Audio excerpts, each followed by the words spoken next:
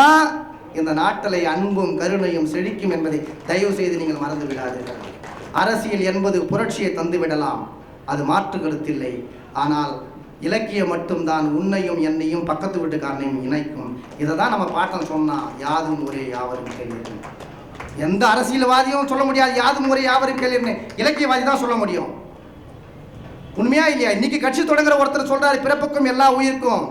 அறிஞர் அது எங்கிருந்து எடுக்கப்பட்டது? வள்ளுவரின் பொதுமறையிலிருந்து எடுக்கப்பட்டது. அது ஒரு இலக்கியம்.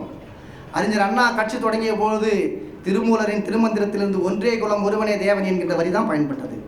அப்ப இலக்கியம்தான் உன்னையும் எனக்கும் இணைக்கின்ற ஒரு மகத்தான அன்பை பொழிகின்ற ஒரு மகத்தான களமாக இருக்கும்.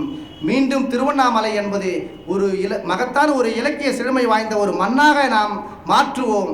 அதற்கான முயற்சியில் தான் நாளை தென்பண்ணை இலக்கிய சமவெளியின் சார்பில் இதே மேடையில் நாங்கள் 1000 வாசிப்பாளர்களை ஒருங்கிணைத்து ஒரு நிகழ்ச்சியை நாங்கள் முன்னெடுக்கிறோம். ஆளுக்கு 1100 ரூபாய் கொடுத்தீங்கன்னா 1500 ரூபாய் மதிப்புள்ள புத்தகங்களை நாங்கள் கொடுக்குறோம் அப்படின்னு 1000 பேரை நாங்கள் ஒருங்கிணைச்சிருக்கிறோம். இந்த முயற்சியில் ஒரு 2 பேரை மட்டும் நான் மேற்கோள் காட்டி என்னுடைய உரையை நிறைவு செய்கிறேன். நண்பர்களே, நான் பேராசிரியர் வேலை நெடுஞ்சன் ஐயா வீட்டுக்கு போயிருக்கிறேன். மிகப்பெரிய நூலகம் வச்சிருக்கிறார். ஒரு கல்லூரியினுடைய முதல்வராக இருந்தவர். அவர் ஏராளமான புத்தகம் வச்சுக்கிறாங்க, போயிருக்கிறேன். ஆனால் என்னை கூப்பிட்டு வெற்றி முரசு என்னுடைய மனைவியின் பெயரில் ஒரு ஒரு படியை பதிவு செய்து கொள் என்று 1100 ரூபாய் கொடுக்குறாங்க. ஆனால் நம்ம ஆளுங்க வாத்தியாருங்க எத்தனை பேர் என்கிட்ட புத்தகம் வைக்க இடம் இல்லை, நான் புத்தகம் வாங்கி என்ன பண்ண போகிறாங்கன்னு சொல்கிறாங்க. அதை விட இன்னொரு எடுத்துக்காட்டு சொல்கிறேன். நூலகத்திலே குடும்பம் இருக்கிறார் நம்முடைய நூலகர் ஐயா சாய்ராம் அவர்கள்.